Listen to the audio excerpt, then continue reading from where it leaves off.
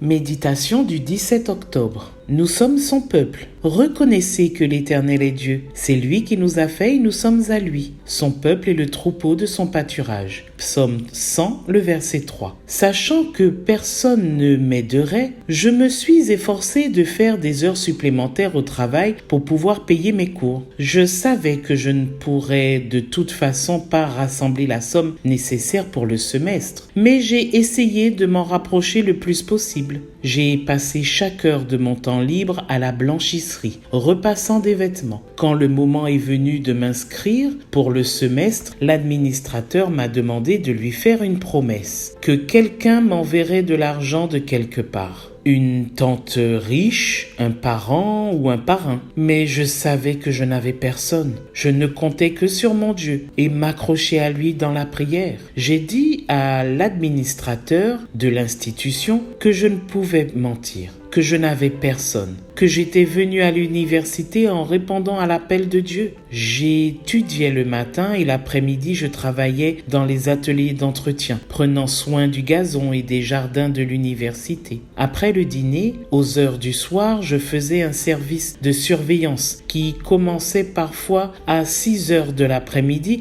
et se terminait à minuit. Et d'autres fois, je prenais le roulement le plus difficile qui commençait à minuit et se terminait à 6 heures du matin. Ma triste situation financière n'était un mystère pour personne, mais rien de tout cela ne me faisait renoncer à l'appel que j'avais reçu. Quelqu'un du personnel administratif de l'université m'a donné un conseil précieux. Passer tous les mois au bâtiment des finances et demander un relevé de mon compte. L'idée était, selon lui, de ne leur donner aucun moment l'impression que ma dette m'indifférait ou que je n'avais pas l'intention d'honorer mes engagements. Ainsi, je m'y suis rendu tous les mois et on m'imprimait le document qui reflétait ma pauvreté, mon insolvabilité et l'immensité de ma dette. Mais je n'étais pas seul. J'avais un berger, mon Dieu. Il est mon berger et moi je suis la brebis de son pâturage. À la date butoir du paiement de ma dette, je suis comme d'habitude allé au département des finances. Et quand j'ai demandé combien je devais, ils m'ont regardé étonné et m'ont dit « Jeune homme, tu ne dois rien.